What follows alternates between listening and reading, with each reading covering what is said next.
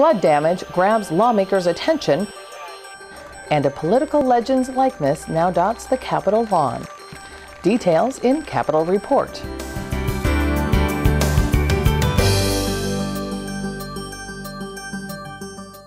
Hello everybody and welcome to this week's Capitol Report. I'm Julie Bartkey. A bill that would allocate roughly $190 million to restore damaged areas in northern Minnesota gets its first vetting. And at first blush, concerns are raised on the numbers. A joint hearing brought House and Senate members together to discuss dollars the Dayton administration believes is needed to adequately repair and replace things damaged in the flooding and heavy rains earlier this summer in northeast Minnesota.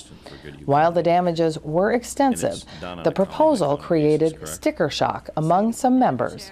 We saw three things.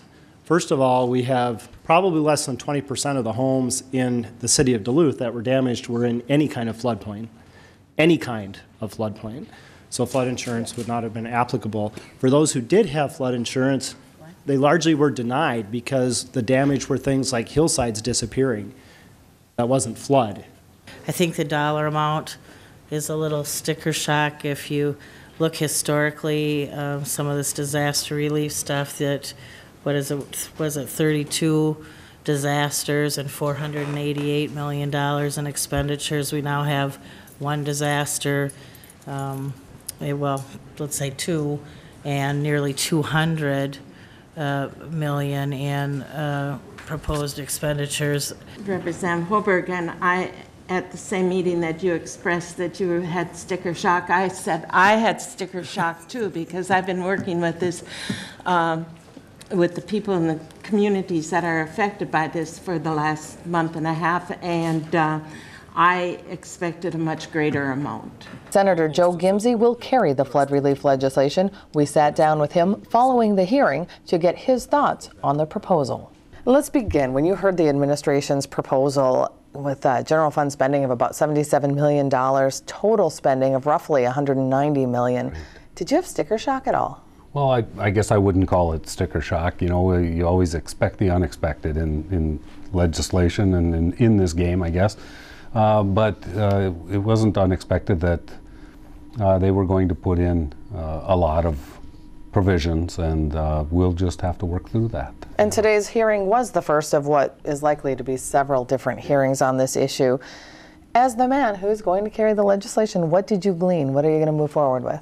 Well, I think we're going to move initially forward with those aspects of the bill that will be the matches for FEMA dollars, the matches to the federal portion of it, and to ensure that we have that covered initially. You know, the road and bridge work, I found out today for the first time, isn't FEMA eligible. So a lot of that we'll be putting the money up front as the state of Minnesota out of our trunk highway funds, and then be reimbursed somewhere down the road 4, 5, 6 years from the federal government after we've completed those projects. So there's a lot of twists and turns in this already. But you know, it's a process that we move forward with. FEMA has already indicated it's not going to cover any personal property loss. That decision is currently being appealed, but let's assume it's going to hold. Do you think the state should help assist individuals who don't have any kind of insurance to cover the damages that they had? Well, I think the air around here is clear that we don't want to set precedent that will be reflected in future legislatures and future disaster recoveries, and that's where we're going to be extremely cautious in that we don't move forward in a way that opens the floodgates, if you will, sorry about the pun, but to the possibility of this becoming uncontrollable to the degree that personal responsibility, people who should be buying insurance don't buy insurance because they'll think that the state government or the federal government will take care of them. We don't want to get into that type of a scenario where during these types of events that personal responsibility isn't a part of the equation. But we're going to be very careful about precedent setting in this bill. Would the state be willing to go above the FEMA match amount at this point? Well, it's obvious that the governor and the administration feel that we should. What about the Senate? Well, You know, we're going to stick to what we know. I think to start out with, like I said, the FEMA match, the federal government matches, and that's still very significant. Those dollars are, you know, up over that 110 million that was originally projected. We are way above that. We want to take a good look at what the items are that are in that bill. Some of it is individual funding, funding for the RIM program was unexpected. You know, some of the funding for deed, which would be for businesses and that had received some damage. Those reflect individual contributions by the taxpayers of the state of Minnesota. We want to take a close look at what precedent has been set and if we are going to move forward with those types of things. It's fair to say, judging from our conversation here, that you're going to be very fiscally, I don't want to say conservative, that's not the, but very responsible in really looking at every dollar that the state has spent. So according to management and budget, the 77 million will take up roughly 55 million from the general fund reserves, from our budget reserves, excuse me. So what does that say to you? Are you cautious about going this deep into our reserves, taking money away from schools and other programs? Well, and that is the direct impact of going into the budget reserves. Of course, the way they put it to us is that they'll draw down the reserves based off of current law, which requires the reserves to be backfilled before anything goes back to our schools in the form of paying back that shift. We are very sensitive to that, and that'll be a topic of discussion. I heard the conversations around the table already today about the concerns with that.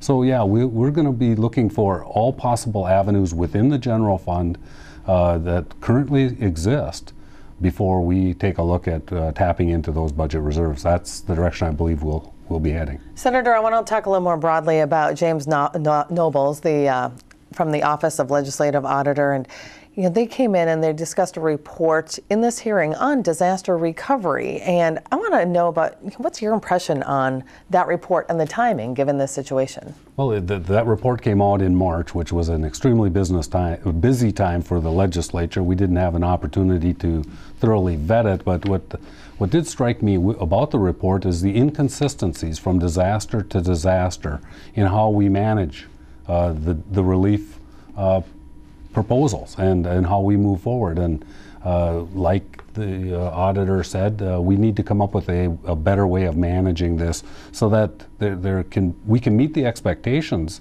of our local units of government, but also give some predictability to those local units as they start to assess the damage in the first responses and move forward with the repairs.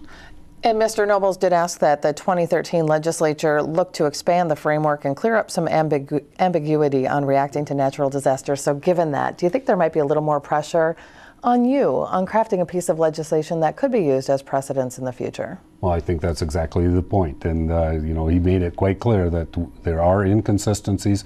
We don't want to reach outside the boundaries of where we've been in the past and start something and start down the road to opening this up to areas that we didn't want to go to. And so we'll be looking at the legislative auditor's report, certainly moving forward, but also we'll be looking at it as guidance as we put together this bill. At the end of the hearing, Representative Erin Murphy essentially stated she had sticker shock, but it was different. Hers was that she thought the numbers would be higher. Is this kind of setting some kind of a I don't want to say a fight, but is there going to be some contention over this bill where sometimes these things tend to be fairly nonpartisan and quick? Well, it's my hope that it won't set up contention or that it will take anything away from the bipartisan hopes that I have, that we'll be able to craft a bill, craft it quickly, get the relief to the people who need it, get things back to normal for them or as close to normal as we possibly can. But, you know, she lives in that district. She's close to it. She feels it every day in her heart, and when she's out there door knocking and talking to people, I understand from that perspective her passion and desire to meet every single need.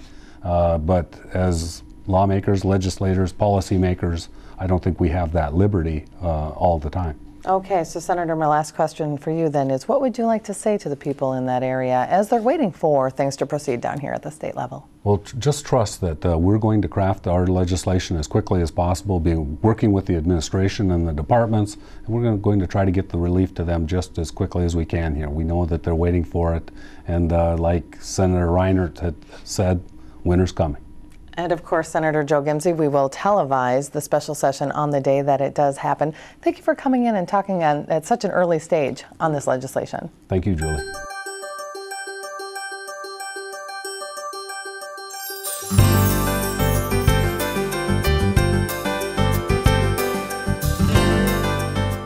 Two different areas of the Affordable Care Act took effect as of August 1st. Here to discuss what they are and the impacts to Minnesotans, we have Representative Erin Murphy. Thank you for joining us today. Thank you for having me. Representative Murphy, let's begin with something that a lot of people are starting to see in their mailboxes. They're getting rebate checks from their insurance companies. It has to do with something called the 80-20 rule. Can you explain a bit further what that means? Sure, I would be happy to. The Affordable Care Act is being implemented over a series of years, and two key provisions came into effect on August 1st.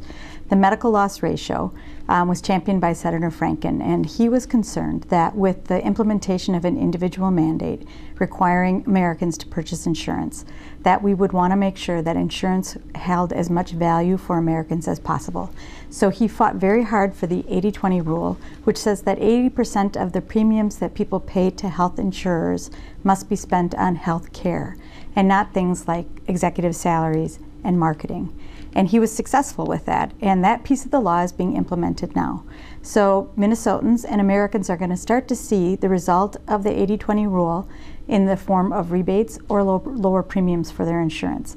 So insurance companies have to look at the amount of money that their premium dollars are being spent on healthcare, and they have to adjust to meet that rule. And if they have exceeded that 80-20 rule, they have to refund that excess back to the premium holders, the premium payers. And some people are already receiving that money. When can others expect it? I'm sure there are a lot of questions out there on whether or not they will see an actual check or see the impact in their premiums. You know, the law is in effect now. I think some insurance companies across the country, anticipating the law, adjusted their premiums for premium payers rather than pay back a rebate. In Minnesota, Health Partners is paying out rebates. And I think the best way for an individual to know is to call their insurance carrier directly to find out how they're implementing the 80-20 rule. Senator Franken's office estimates that about $9 million will be returned to Minnesotans. It'll be going to about 123 Minnesota families, and families should anticipate about $161. 123 Minnesota families? 123,000. Okay. Thank you. You're welcome. And they should each anticipate a check roughly around $161 as a return to make sure, again, that the insurance companies aren't experiencing a windfall, and they're being held accountable to make sure that premium dollars are being spent on health care and not on ancillary things. And let's move on to the second component that just took effect, the Women's Preventative Health Amendment. It ensures that women have access to cancer screenings, wellness visits, contraception and prenatal care, and counseling for domestic and interpersonal violence. Now, under this provision, all health plans must cover preventative services without copays, deductibles, or other cost sharing. So here's a question that I have when I was reading this. What about men? And are they covered as fully as they should be too? And then we can talk about the benefits to women, of course, but I'm just curious about men in this scenario. It's a fine question. I think that there are a number of conditions that impact women that have not necessarily been covered by insurance, right? So there's a book of preventative and wellness checks that apply to both genders, but women have been paying extra for things like mammograms and screenings that both serve a preventative nature, and they also serve to detect diseases early so they can be treated early. So I think this law is bringing into parity the coverage for women and men. So rather than think that men are being excluded somehow, I think of it as women who have been paying extra for some of these basic services are now getting them covered with their health care dollar. Okay, I'd like to talk a little bit about the Health Insurance Exchange before we run out of time. It's currently being developed here in Minnesota. You're a proponent. Do you think that the task force can and will have its recommendations by the end of this year as mandated by the federal government? I think that they will have recommendations prepared to meet that deadline, and I think they have to get something sent to the federal government by November, by the middle of November, and I think they're working toward that goal. What would you like to see in it? Well, you know, I am a proponent of an exchange, and it took me a little while really to understand the value of an exchange. We debated it in Minnesota in 2007 and 2008. It didn't become law in Minnesota, but with that study I became a proponent. I think an exchange allows for easier purchasing of insurance for Minnesotans. It creates a standardized marketplace where people know what they're getting for their dollar, and I think that's pretty important. I want to make sure that an exchange in Minnesota has good consumer protection in it, so people are knowing what they're buying. And I also think it would be really smart to make sure that the exchange works with our public programs in an efficient manner, so a Minnesotan can come to an exchange and find out they can purchase in the exchange, or they could go into medical assistance if that was a better fit for them. One-stop shopping for Minnesotans, I think that's really important. The November election, of course, could alter this healthcare landscape once again altogether. So if President Obama is not reelected, do you see any elements of this Affordable Care Act surviving? I do. I think, you know, it is much harder to repeal the law than some are suggesting. But mostly, I think, Minnesotans and Americans, with the Supreme Court ruling and the Supreme Court upholding the constitutionality of the law, are ready to move on and ready to move forward with the implementation. So I hope that the candidates running for the U.S. Senate and for the presidency are listening carefully. There's a lot of talk about repealing. There's not a lot of talk coming out of Governor Romney about what he would do to replace the Affordable Care Act, and that's a big concern for me. So I think it is important that we understand where the Affordable Care Act is going to take us, and we continue to move in that direction. And there are so many different elements included in this Affordable Care Act. Is there anything that I left out that you would like to point out to Minnesotans? Well, you know, I think for the first time in our nation's history, Minnesotans and Americans are going to have access to coverage. And while coverage is not the be-all and end-all for health care, without coverage, you know you're not going to get access to the care that you need when you're sick. There's finally a promise in America that people will have coverage and they can get the care that they need when they're sick, and that's a pretty important step forward. So I would hate to lose that. I would hate to go back to the status quo system where sick people are often shut out of the system. That would be real unfortunate. Representative Erin Murphy, thank you so much for coming in to discuss this very intricate topic. We really appreciate it. Thanks for having me. It's always good to see you. On Thursday, the Senate Subcommittee on Employee Relations took up the subject of whether or not to approve collective bargaining agreements. As expected, the topic was controversial. The discussions that you had in the negotiations, and were some of those examples brought out in your negotiations? Did you look at some private sector numbers and what was going on there? And if so, could you share with us what those were, what the source of that data was that you brought forward and shared in the negotiations? When you're talking about the private sector, when we say, how do you compare with the private sector? Do you want us to compare ourselves, the size of state government, the size of the budget, the complexity of what we do, the fact that a lot of our employees are located in the metropolitan area? Who should we be comparing ourselves with? 3M? Or should we be comparing ourselves with the private sector as it exists in a small Minnesota town? Generalizing is, I don't know what that gets us. I am disappointed that after a year and a half of negotiations, we have a status quo contract with the raise. It is not the raise that is causing me to pause. It is the built-in status quo. I think after having a hearing today and seeing just the benefits of the contract to the state and its modest nature, and Senator Benson and Senator Daley, I mean, I agree with you. I think that if we worked together and actually sat down at the table and worked with labor, we could probably find ways of, Representative Downey, you're talking about this too, of building more pay for performance, recognizing value better. I think we could find lots of ways to do that, but I don't think we're going to do that by holding up this contract.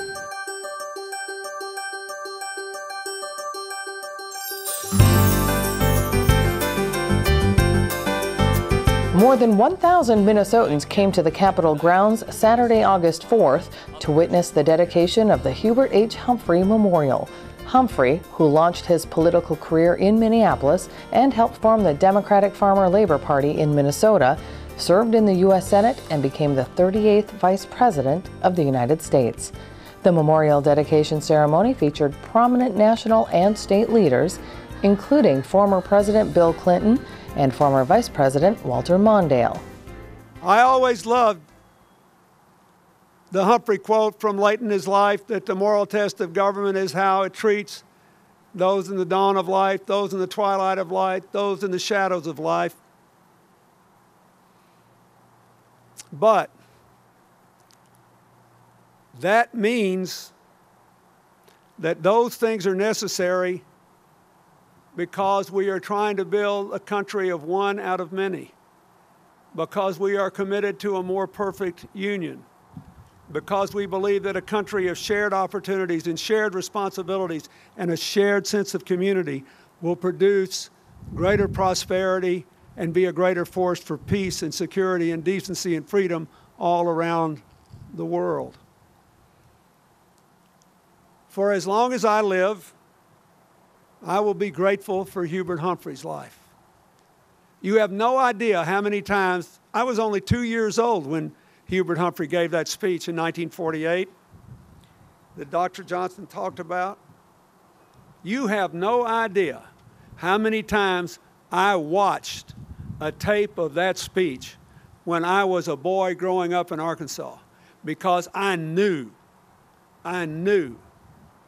that that led directly to the passage of the Civil Rights Act, to the passage of the Voting Rights Act, to the passage of the Open Housing Act, and eventually to the election of Barack Obama as President of the United States.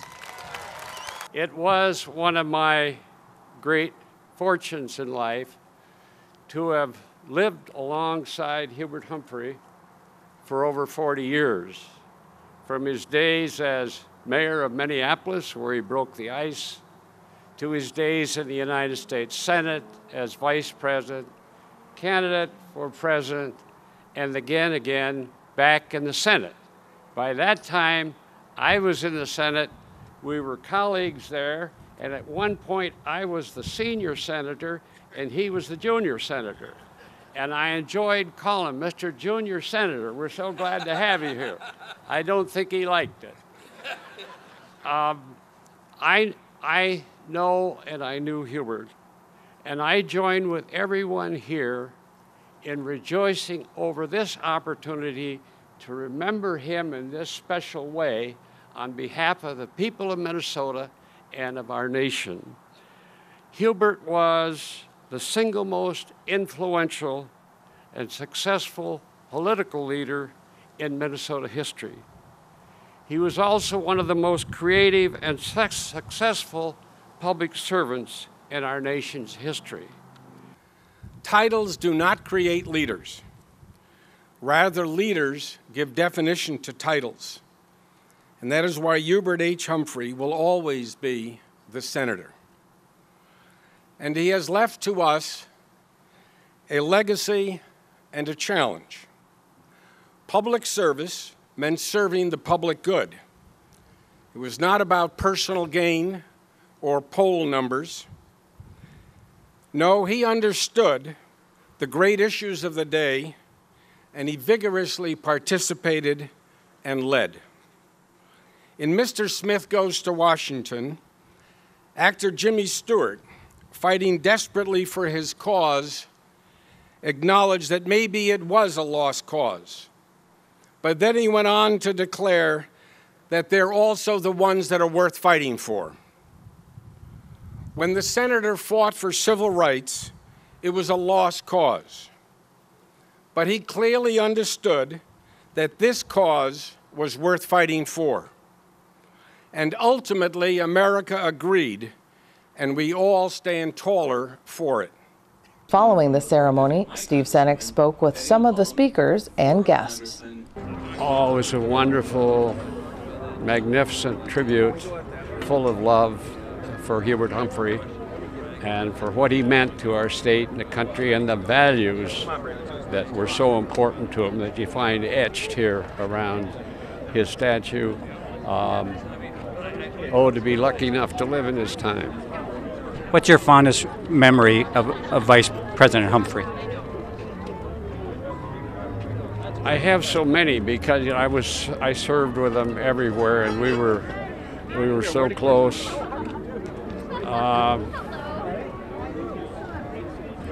I think it was the day the Civil Rights Bill passed. It wouldn't have passed without him. It was fundamental to our future, as the President said today, and we did it. I think that was, and it was he will be remembered for that 400 years from now. I think it's a good idea for people to come by, walk by the statue, sit down and reflect. The one thing about history and the people who have made history is that there's lessons to be learned. I think the eminent lesson of Hubert Humphrey is that he was always relevant to the issues of the day, never spent any time at all worrying about polls or the popularity of an issue, but rather doing that which is right for the long-term good of the public. He was a remarkable leader. Whether people agree or disagree, that's not the point. He was always in the arena, always courageous, always well-spoken. I will always have good memories of him. I think when you look through the history of the United States, the civil rights movement is clearly one of the more defining episodes in our history, and he was really at the forefront. And he handled it absolutely perfectly. I thought what both President Clinton and Vice President Mondale said about the voting rights of '64 was exactly right. He made it a bipartisan measure with tremendous courage, but also with the ability to work inside the Senate. And that takes a lot of skill. He just never stopped. He was a human dynamo. I think those of us who feel strongly about words like compromise should challenge the far right. I mean that. Compromise is essential to a working democracy. You can't have a democratic structure without a deep respect for dissent. You cannot have a democratic success without compromise. We all have to give and take. We have to learn to work together and to be respectful to each other. And we've lost that now, but we'll get back to it. There's no question about it. I thought President Clinton's remarks about people working together to work for a more perfect union, which is should be the goal of all of us. I think we all would do well to go home and remind ourselves that when people that work here at the state capitol every day need to think about why they're here and think about the future generations that follow us and how can we make our state and our country a more perfect place for people. When we were sculpting him, I could hear his voice. He had a very distinctive voice, very passionate. And we wanted to give that impression of him, getting his idea across, moving forward. And he was a forward-thinking man. So we wanted to get that body language to kind of illustrate, I think, his inner feeling of moving forward and seeing what could be for the future of this country.